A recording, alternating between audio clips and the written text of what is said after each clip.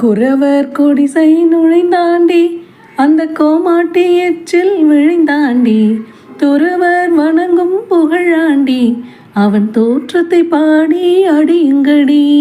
மாமையில் ஏறி வருவாண்டி அன்பர் வாழ்த்த வரங்கள் தருவாண்டி தீமையில்லாத புகழாண்டி அவன் சீர்த்தியை பாடி அடியுங்கடி.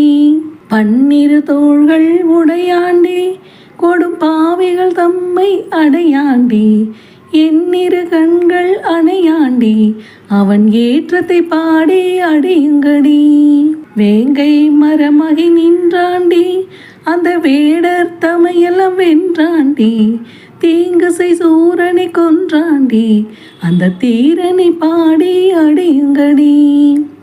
சீர்த்திகள் தோகை மயில் மேலே இளம் செஞ்சுட தோன்றும் திறம் போலே கோர்படி வேல் கொண்டு நம் பெருமான் வரும் கோலத்தை பாருங்கள் கோதையர்கள்.